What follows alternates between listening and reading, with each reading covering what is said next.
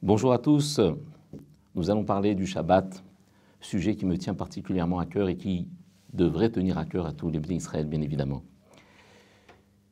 Nous avons souvent parlé du Shabbat, de ce qui est interdit, de ce qui est permis, de ce qu'il faut faire, de ce qu'il ne faut pas faire. Mais il y a une dimension de Shabbat que l'on ignore peut-être ou qu'on a tendance à oublier. C'est ce que l'on appelle Tosefet Shabbat, le supplément de Shabbat. C'est cette petite quantité de temps que nous sanctifions par le Shabbat avant de rentrer dans le Shabbat ou alors en sortant du Shabbat. C'est le nombre de minutes que nous accordons pour transformer notre semaine, notre dimension profane, et nous la sanctifions par le Shabbat.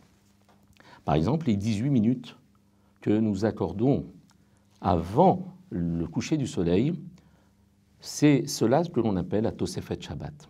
Bien évidemment, on est en mesure aussi de pouvoir ajouter quelques minutes, encore plus de minutes pour pouvoir sanctifier ces minutes de Chol, pour pouvoir les rendre Shabbat. C'est la même chose lorsqu'on sort du Shabbat, eh bien, il n'est pas obligé de sortir directement quand la nuit tombe, lorsque 3 étoiles apparaissent dans le ciel.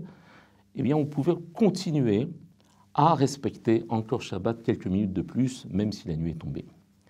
Alors pourquoi cette Tosefet Shabbat doit être si importante à nos yeux? Il faut remonter à cela, il faut remonter à Adam Arishon. Adam Arishon, le premier homme, lorsqu'il a été créé, devait être créé pour rentrer immédiatement dans Shabbat. Il a été créé juste quelques instants avant Shabbat. Mais voilà que Akadosh Baruch Hu lui demande de ne pas manger de l'arbre de la connaissance du bien et du mal. Le seul arbre de tout le Gan Eden auquel il n'avait pas le droit de toucher.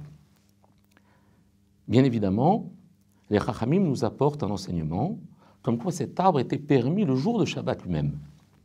Et donc, quelques instants plus tard, il aurait le droit de manger de ce fruit, sans aucun problème, sans aucune erreur de sa part. Mais le Yetzer Hara n'a pas voulu que les choses se passent de manière aussi simple. Car si Adam Arishon était rentré dans Shabbat sans fauter, le monde aurait réussi ce que l'on appelle son tikkun. Qu'est-ce qu'a fait le Yetzer Hara? Le Yetzer Hara est parti voir Adam Arishon, plus exactement sa femme, Chava Imenu, et l'a incité à fauter, à manger de ce fruit défendu avant que le Shabbat ne rentre. Et là, tout le monde connaît l'histoire, c'est là où la faute d'Adam Arishon l'a obligé à sortir, Akadosh Baruch Hu l'a expulsé du Gan Eden. Et toute l'histoire commence à partir de cette faute d'Adam Arishon, ce péché originel. Alors, nous disent les Chachamim, Adam Arishon aurait pu accepter le Shabbat avant l'heure du Shabbat. S'il l'avait rajouté quelques minutes avant le Shabbat, s'il avait rajouté ce que l'on appelle cette Tosefet Shabbat, eh bien, il aurait pu manger tout de suite de ce fruit. Il était en mesure de pouvoir le faire. Et comme il était en mesure de pouvoir le faire, le Yetzer Hara a tout fait pour justement qu'il n'y arrive pas. Il a tout fait pour le perturber, pour justement qu'il ne rentre pas le Shabbat avant l'heure et qu'il puisse ainsi manger de manière permise le fruit défendu. Et c'est pour cela que c'est tellement difficile de pouvoir rajouter ces quelques minutes avant le Shabbat. Combien de Shabbat on est complètement perturbé, on est complètement agité, et des fois nous débordons sur l'allumage, l'heure de l'allumage des bougies, nous sommes complètement précipités par la situation. Les quelques minutes que les Chachamim nous demandent de rajouter nous paraissent insurmontables. Ce n'est pas pour rien.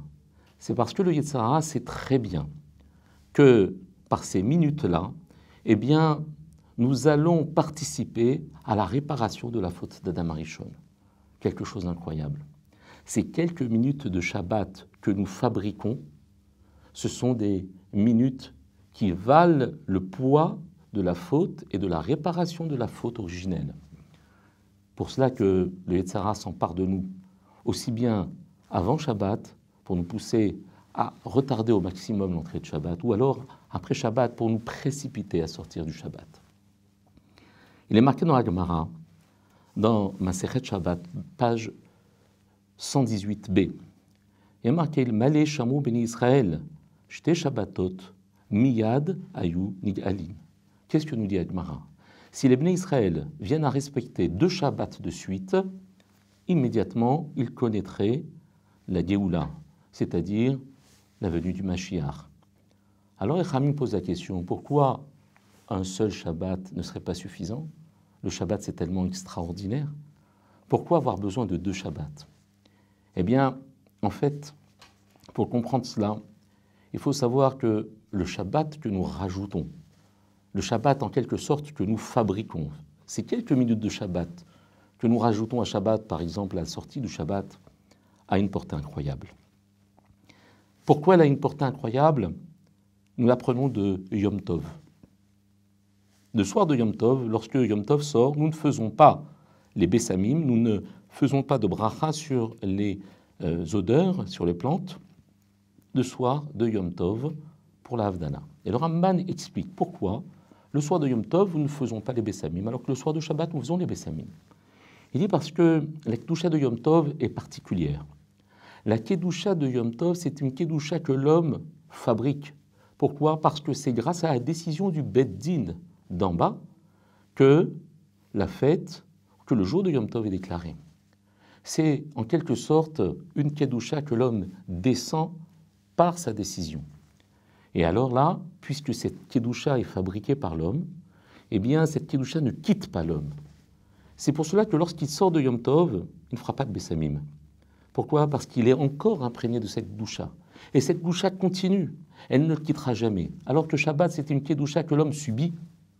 Et donc, lorsque Shabbat sort, bien la Neshama n'a qu'une seule envie. Cette Neshama Yetera que Akadosh Baruch Hu nous rajoute le jour du Shabbat n'a qu'une seule envie, c'est de quoi? C'est de sortir du corps de l'homme et de regagner le trône céleste.